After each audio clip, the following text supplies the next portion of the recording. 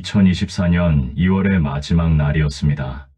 회사 건물 7층 복도를 걸으며 김태수는 마지막으로 창밖을 내다봤습니다.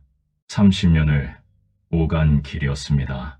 손에는 퇴직 기념패가 들려 있었고 가슴에는 꽃다발이 꽂혀 있었습니다. 동료들은 박수를 쳤고 그는 어색하게 웃었습니다. 고생 많으셨습니다. 이제 편히 쉬세요. 부장의 말이 귓가에 맴돌았습니다. 편히 쉰다는 것. 그게 뭘까요? 집으로 돌아오는 길은 낯설었습니다. 평일 오후 2시, 이 시간에 집에 간다는 게 30년 만의 일이었습니다. 현관문을 열자 아내가 거실 소파에 앉아 TV를 보고 있었습니다. 벌써 왔어요. 아내 이경숙은 고개도 돌리지 않았습니다. 태수는 퇴직 기념패를 식탁에 조심스럽게 내려놨습니다. 30년 근속이래요. 상패도 주더군요. 그래요. 저녁은 알아서 차려 드세요. 나 친구들 만나러 가야 해서. 경숙은 일어나 화장을 고치기 시작했습니다. 태수는 기념패를 물끄러미 바라봤습니다. 공로자, 헌신, 감사 같은 단어들이 금빛으로 새겨져 있었습니다. 첫 주가 지나갔습니다. 태수는 아침 7시면 일어났습니다. 30년 습관이었습니다. 씻고 나와 거실에 앉으면 할 일이 없었습니다. 뭐 하는 거예요? 거기 왜 서 있어요? 설거지를 하려다 경숙의 핀잔을 들었습니다. 도와드리려고요. 방해만 되니까 비켜서요. 내가 30년 혼자 했는데 갑자기 왜? 청소기를 돌리려 하면 먼지만 날린다는 소리를 들었습니다. 빨래를 개려 하면 접는 법도 모른다 하며 다시 펼쳐졌습니다. 한 달이 지났을 무렵이었습니다. 경숙의 휴대폰이 울렸습니다. 응, 나 갈 수 있어. 남편, 집에 있지 뭐. 안 데려가. 여자들끼리 만나는 건데 뭐 하러 남자가 와. 태수는 신문을 보는 척했습니다. 가슴 한구석이 서늘해졌습니다. 저녁이 되면 경숙은 친구들과 통화를 했습니다. 웃음소리가 집 안을 가득 채웠습니다. 태수는 작은 방에 들어가 문을 닫았습니다. 30년간 모아온 서의 도구들이 구석에 쌓여 있었습니다. 먼지가 앉아 있었습니다. 어느 날 저녁 용기를 내서 말했습니다. 당신 내일 낚시 좀 다녀와도 될까요? 낚시요? 그 돈으로 뭐 사 먹지? 연금 받는다고 펑펑 쓰면 어떡해요? 한 달에 한 번 정도만. 한 번이 2번 되고 습관되는 거예요. 당신 이제 돈 안 벌잖아요. 그 말이 가슴에 박혔습니다. 이제 돈 안 벌잖아요. 밤이 되어 침대에 누웠습니다. 옆에서 경숙의 숨소리가 들렸습니다. 규칙적이고 편안한 숨소리였습니다. 태수는 천장을 바라봤습니다. 30년을 함께 산 사람이었습니다. 2 아이를 낳아 키운 사람이었습니다. 그런데 지금 이 사람은 자신이 누군지 알고 있을까요? 나는 이 집에 무엇인가? 태수는 눈을 감았습니다.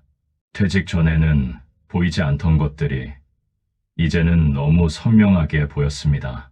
자신이 서 있는 곳이 어디인지, 자신이 어떤 존재로 살아왔는지, 이것이 준비된 노후였을까요? 연금과 저축만으로는 채울 수 없는 무언가가 매일 조금씩 무너지고 있었습니다. 퇴직 3개월째 5월이었습니다. 태수는 아침 식탁에 혼자 앉아 있었습니다. 경숙이 차려준 밥과 김치에 계란찜이 놓여 있었습니다. 30년 전과 똑같은 메뉴였습니다. 맛있게 드세요. 경숙의 목소리에는 온기가 없었습니다. 기계처럼 정확하고 의무처럼 차가웠습니다. 태수는 숟가락을 들었다 내려놨습니다. 어느 토요일 오후였습니다. 태수는 오랜만에 기타를 꺼냈습니다. 대학 시절 동아리에서 배웠던 악기였습니다. 서툰 손가락으로 줄을 튕기자 삐걱거리는 소리가 났습니다. 무슨 소리예요? 그게. 경숙이 안방 문을 열고 나왔습니다. 기타 좀 쳐볼까 해서요. 층간소음 생각 안 해요. 옆집에서 뭐라고 하면 어떡하려고. 아직 아무 말 없었는데 말 나오기 전에 하지 말라는 거예요. 당신 요즘 할 일 없다고 이것저것 건드리는데 집 안 분위기 망치지 말아요. 기타는 다시 케이스 속으로 들어갔습니다. 다음 주였습니다. 서예 모임 공고를 받습니다. 구청 문화센터에서 초급반을 모집한다는 내용이었습니다. 수강료는 3만 원이었습니다. 저녁 식사. 태수가 말했습니다. 당신 나 서예 배우러 가볼까 해요. 서예요? 갑자기 왜요? 옛날부터 좋아했잖아요. 시간도 있고 해서. 경숙이 리모컨을 내려놨습니다. 수강료가 얼마인데요? 3만 원이래요. 한 달에 3만 원. 그 돈이면 쌀 한 포대 사요. 당신 취미 생기면 돈 나갈 일만 늘어나는 거 몰라요? 그래도 한 달에 3만 원이면 3만 원이 작아요. 연금에서 나가는 건 다 적금이에요. 나중에 병원비 생각 안 해요? 태수는 입을 다물었습니다. 경숙은 다시 TV를 켰습니다. 6월 초 더워지는 날씨였습니다. 경숙이 친구들과 점심 약속을 잡았습니다. 나 나갔다 올게요. 당신은 집에서 쉬세요. 태수는 고개를 끄덕였습니다. 혼자 남은 집은 조용했습니다. 오후 3시쯤 현관문이 열렸습니다. 경숙이 친구 둘과 함께 들어왔습니다. 우리 집 구경 좀 하고 가. 인테리어 다시 했거든. 태수는 거실 소파에 앉아 있었습니다. 경숙의 친구들이 들어오자 어색하게 일어났습니다. 어머, 남편분 계셨네요. 네, 안녕하세요. 경숙이 가볍게 웃으며 말했습니다. 우리 남편 요즘 집에만 있어요. 퇴직하고 나니까 할 일이 없나 봐요. 그래도 연금 나오면 좋잖아요. 연금이요. 그거 축내기만 하죠 뭐. 옛날처럼 월급 들어오는 것도 아니고. 친구들이 웃었습니다. 가벼운 농담처럼 들렸을 겁니다. 하지만 태수에게는 달랐습니다. 축내기만 한다. 그 말이 가슴에 모처럼 박혔습니다. 친구들이 돌아가고 태수는 조용히 말했습니다. 당신, 아까 그 말은 좀 심했어요. 무슨 말이요? 연금 축낸다고 한 말이요. 사실이잖아요. 당신, 요즘 돈 버는 것도 아니면서 이것저것 하고 싶다는 것만 들었어요. 경비원 자리라도 알아보지 그래요? 경비원이요. 아파트 경비 말이에요. 월 200은 되잖아요. 그 돈이라도 보태야 우리 노후 자금 모이죠. 태수는 아무 말도 하지 못했습니다. 그날 밤, 태수는 잠이 오지 않았습니다. 옆방에서 경숙의 웃음소리가 새어나왔습니다. 또 친구와 통화 중이었습니다. 맞아. 남편들 퇴직하면 다 그래. 집에서 놀면서 돈 쓰고 싶어 해. 태수는 침대에서 일어나 거실로 나왔습니다. 창밖으로 도시의 불빛이 보였습니다. 수많은 집들이 불을 밝히고 있었습니다. 문득 생각했습니다. 저 집들 안에도 자신 같은 사람이 있을까요? 가족의 기둥이라고 믿었는데 어느새 짐이 되어버린 사람. 30년을 일했는데 이제는 축내는 사람이 되어버린 사람. 태수는 주먹을 쥐었습니다. 손이 떨렸습니다. 분노도 슬픔도 아닌 무언가였습니다. 공허함이었습니다. 자신의 존재가 텅 비어버린 것 같은 느낌. 거울 속 자신을 봤습니다. 67세의 남자가 서 있었습니다. 이 남자는 누구일까요? 대답은 없었습니다. 7월의 첫 주말이었습니다. 경숙이 가방을 챙기고 있었습니다. 친구들과 제주도로 3박 4일 여행을 간다고 했습니다. 당신은 집 지키고 있어요. 밥은 냉장고에 반찬 있으니까 알아서 드세요. 태수는 고개를 끄덕였습니다. 현관문이 닫히고 집은 고요해졌습니다. 첫날 저녁이었습니다. 태수는 혼자 식탁에 앉았습니다. 냉장고에서 반찬을 꺼내 밥을 차렸습니다. 김치에 멸치볶음, 계란말이, 숟가락을 들었다가 멈췄습니다. 이상했습니다. 혼자 먹는 밥이 이렇게 편할 줄 몰랐습니다. 눈치 볼 일도 핀잔 들을 일도 없었습니다. 그저 조용히 밥을 먹고 설거지를 하고 TV를 켰습니다. 2일째 태수는 오랜만에 산책을 나갔습니다. 아파트 단지를 천천히 걸었습니다. 벤치에 앉아 사람들을 바라봤습니다. 젊은 부부가 손을 잡고 지나갔습니다. 할머니가 강아지를 데리고 산책했습니다. 중년 남자가 운동복을 입고 조깅을 했습니다. 모두 자기 삶을 살고 있었습니다. 태수는 문득 깨달았습니다. 자신은 언제부터 자기 삶을 살지 못했을까요? 3일째 밤, 태수는 노트를 펼쳤습니다. 볼펜을 들고 천천히 적어 내려갔습니다. 나는 왜 이렇게 살고 있는가? 이 삶에서 내가 원하는 것은 무엇인가? 존중받지 못하는 관계를 계속 유지해야 하는가? 펜을 놓고 노트를 바라봤습니다. 답은 이미 나와 있었습니다. 4일째 아침, 경숙에게서 문자가 왔습니다. 오늘 들어갈게요. 집 청소 좀 해놔요. 태수는 문자를 읽고 휴대폰을 내려놨습니다. 창밖을 바라봤습니다. 저녁, 경숙이 돌아왔습니다.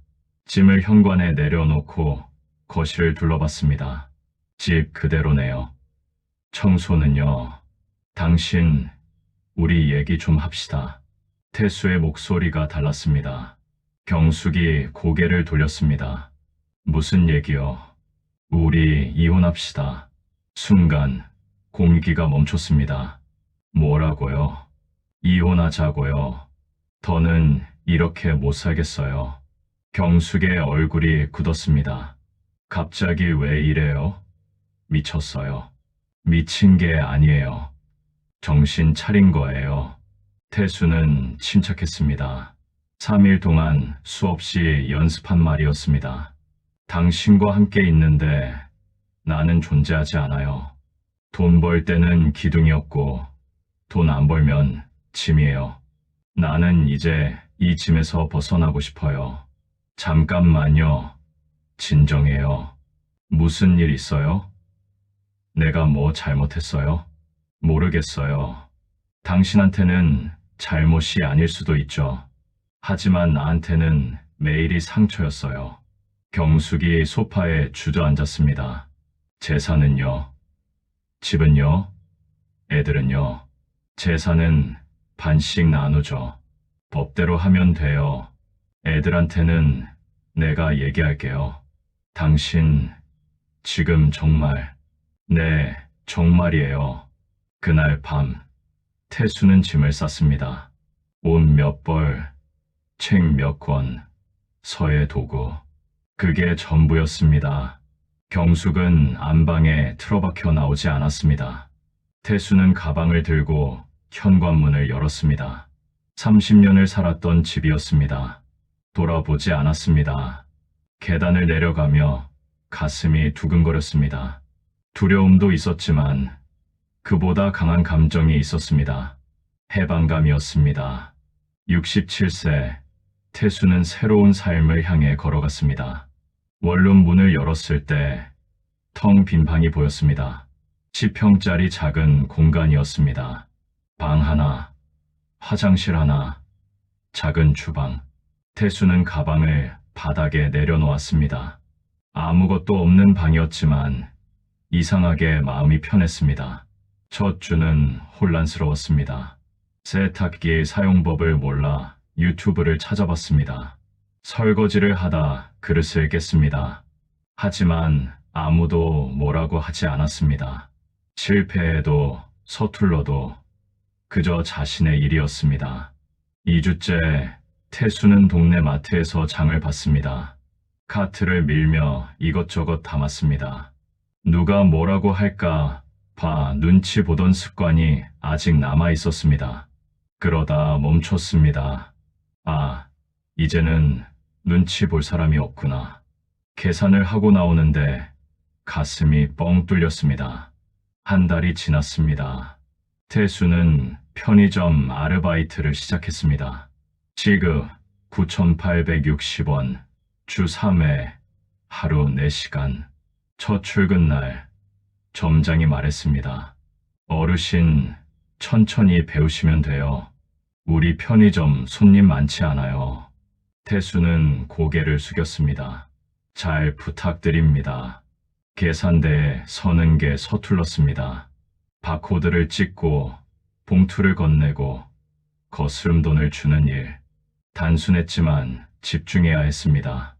대학생 손님이 들어왔습니다.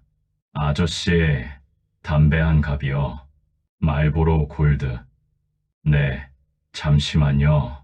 손이 떨렸습니다. 담배를 꺼내다 2갑을 떨어뜨렸습니다. 죄송합니다. 괜찮아요. 천천히 하세요.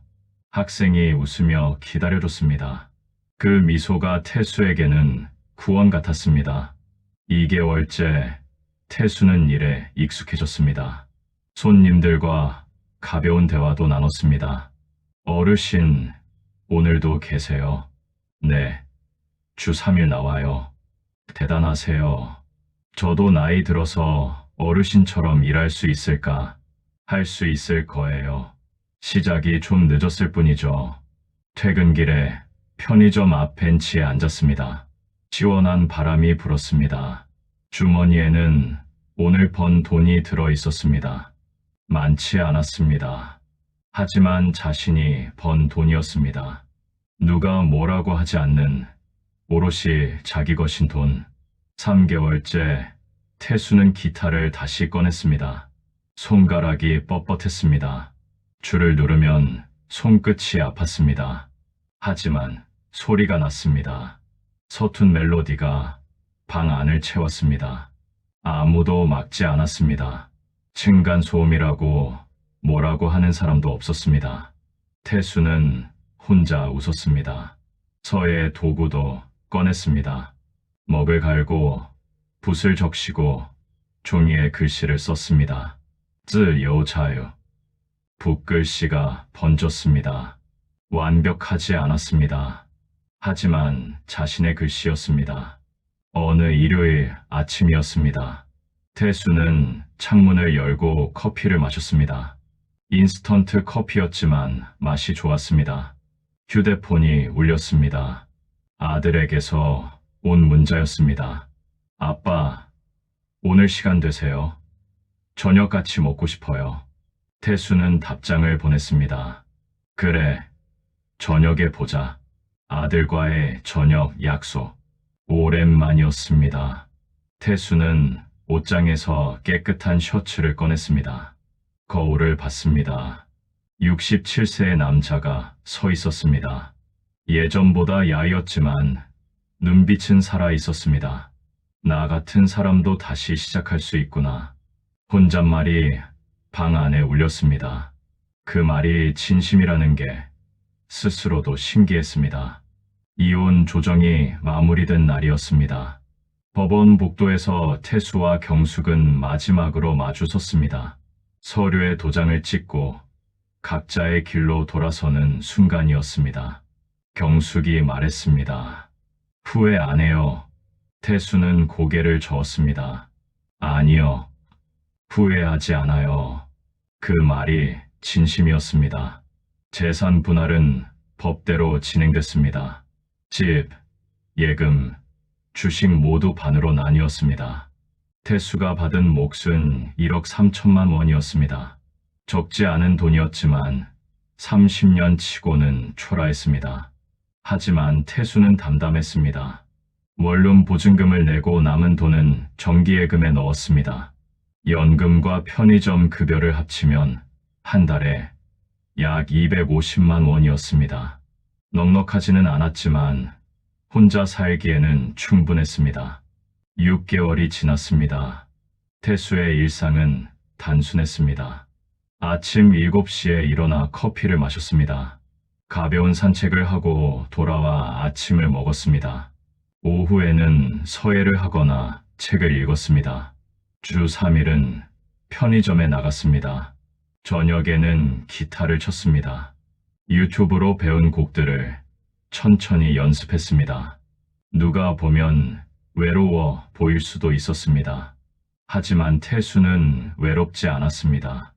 어느 토요일 아들과 딸이 찾아왔습니다. 좁은 원룸이 사람들로 가득 찼습니다. 아빠, 여기서 불편하지 않으세요? 딸이 주변을 둘러보며 물었습니다. 아니다. 편해. 엄마는 어떻게 지내세요? 잘 지내시더라. 너희 엄마 친구들도 많고. 아들이 조심스럽게 말했습니다. 아빠, 결정 잘하셨어요. 저희도 오히려 마음 편해요. 아빠가 행복하신 게 보여요. 태수는 고개를 끄덕였습니다. 가슴이 뭉클했습니다. 고맙다. 걱정 끼쳐서 미안하고. 괜찮아요. 아빠 인생이잖아요. 저녁을 함께 먹고 아이들이 돌아갔습니다. 태수는 설거지를 하며 웃었습니다. 아이들과의 관계가 더 가까워진 것 같았습니다. 8개월째 태수는 동네 서예 모임에 가입했습니다. 월 3만 원짜리 취미 생활이었습니다. 이번에는 아무도 막지 않았습니다. 모임에는 비슷한 나이의 사람들이 많았습니다. 퇴직 교사, 전직 공무원, 자영업자 출신, 모두 인생 2막을 살고 있는 사람들이었습니다. 저는 김태수라고 합니다. 서예는 오랜만이네요. 저는 박영식입니다. 서로 배워가면 되죠. 어색했던 첫 모임도 금방 익숙해졌습니다. 붓을 잡고 글씨를 쓰는 시간이 평온했습니다. 모임이 끝나고 몇 명이 커피를 마시러 갔습니다. 태수 씨는 혼자 사세요? 네. 올해 초에 이혼했어요. 아, 그러셨구나. 힘드셨겠어요. 처음엔 그랬죠. 근데 지금은 괜찮아요. 오히려 편해요. 박영식이 고개를 끄덕였습니다. 저도 3년 전에 이혼했어요. 지금이 훨씬 낫더라고요. 존중받으며 사는 게 이렇게 중요한 줄 몰랐어요. 태수는 그의 눈을 봤습니다. 거기에 자신과 같은 상처가 보였습니다. 그리고 같은 희망도 보였습니다. 1년이 지났습니다. 태수는 SNS 계정을 만들었습니다. 인스타그램이었습니다. 아들이 도와줬습니다. 아빠, 여기 사진 올리고 글 쓰시면 돼요. 내가 뭘 올려? 아빠 일상이요. 서예 작품이나 기타 연습하는 거. 태수는 서툴게 사진을 찍어 올렸습니다. 자신의 붓글씨 작품이었습니다. 새로운 시작은 언제나 가능하다. 댓글이 달렸습니다. 멋지세요. 저도 용기 얻어갑니다. 67세에 이혼하고 새 인생 사신다니 존경스럽습니다. 태수는 댓글을 하나하나 읽었습니다. 모르는 사람들이었지만 응원이 따뜻했습니다. 편의점에서도 변화가 있었습니다. 단골 손님이 생겼습니다. 어르신, 오늘도 계시네요. 네, 오늘 근무일이에요. 저 요즘 어르신 보면 힘이 나요. 나이 들어도 저렇게 살 수 있구나 싶어서요. 고마워요. 나도 배우면서 살고 있어요. 그 말이 진심이었습니다. 태수는 매일 배웠습니다. 혼자 사는 법, 자립하는 법, 자신을 존중하는 법. 2025년 봄이 왔습니다. 태수는 원룸 창가에 앉아 있었습니다. 햇살이 따뜻했습니다. 탁자 위에는 노트가 놓여 있었습니다. 1년간의 기록이었습니다. 67세, 이혼 후 1년의 기록. 첫 페이지를 펼쳤습니다. 나는 오늘 이혼을 결심했다. 두렵지만 더 이상 존중받지 못하는 삶을 살 수 없다. 마지막 페이지를 펼쳤습니다. 1년이 지났다. 돈은 줄었지만 마음은 풍요로워졌다. 나는 지금 내 인생의 주인으로 살고 있다. 태수는 노트를 덮었습니다. 창밖을 바라봤습니다. 벚꽃이 피고 있었습니다. 새들이 지저귀고 있었습니다. 사람들이 걷고 있었습니다. 모두가 자기 삶을 살고 있었습니다. 태수도 이제 그 중 하나였습니다. 휴대폰이 울렸습니다. 서해 모임 단체 채팅방이었습니다. 다음 주 전시회 준비 어떠세요? 태수 씨 작품도 꼭 넣어야 해요. 태수는 미소를 지으며 답장을 보냈습니다. 네, 준비하고 있어요. 자판을 두드리는 손가락이 가볍게 움직였습니다. 67세의 손이었지만 희망으로 가득했습니다. 태수는 일어나 옷을 갈아입었습니다. 오늘은 산책을 길게 하기로 했습니다. 공원을 돌고 카페에서 커피를 마시고 서점에 들를 계획이었습니다. 누가 뭐라고 하는 사람은 없었습니다. 눈치 볼 일도 없었습니다. 그저 자신의 하루를 사는 것이었습니다. 문을 열고 나서며 태수는 중얼거렸습니다. 진짜 노후의 행복은 함께 사는 게 아니라 존중받으며 사는 거였구나. 복도를 걸어 내려갔습니다. 계단을 천천히 내려갔습니다. 아파트 현관에 나섰습니다. 햇살이 눈부셨습니다. 태수는 눈을 가늘게 뜨고 걸었습니다. 67세, 새로운 시작. 늦었다고 생각할 수도 있었습니다. 하지만 태수에게는 지금이 딱 맞는 시간이었습니다. 자유와 존중을 되찾은 시간, 진짜 자신으로 살아가는 시간. 태수는 공원으로 향했습니다. 발걸음이 가벼웠습니다. 가슴이 따뜻했습니다. 이제 그의 이야기는 끝이 아니라 새로운 장의 시작이었습니다. 벤치에 앉아 사람들을 바라봤습니다. 젊은 연인들, 아이들, 노인들, 모두가 자기 삶을 살고 있었습니다. 태수도 이제 그랬습니다. 자기 삶을 사는 사람, 그것만으로 충분했습니다. 그로부터 3년이 흘렀습니다. 태수는 여전히 그 원룸에 살고 있었습니다. 편의점 아르바이트도 계속하고 있었습니다. 서의 실력은 많이 늘었습니다. 동네 전시회에 작품을 내기도 했습니다. 기타로 간단한 노래를 연주할 수 있게 됐습니다. 아이들은 한 달에 한 번씩 찾아왔습니다. 경숙과는 연락하지 않았지만 서로 잘 지낸다는 소식은 들었습니다. 태수는 행복했습니다. 돈이 많아서도 편해서도 아니었습니다. 존중받으며 살고 있기 때문이었습니다. 자기 자신을 존중하며 살고 있기 때문이었습니다. 그것이 진짜 노후였습니다. 그것이 진짜 행복이었습니다. 70세가 된 태수는 오늘도 아침 햇살을 받으며 커피를 마십니다. 그리고 생각합니다. 나는 지금 내 인생을 살고 있다. 그 생각만으로 충분했습니다.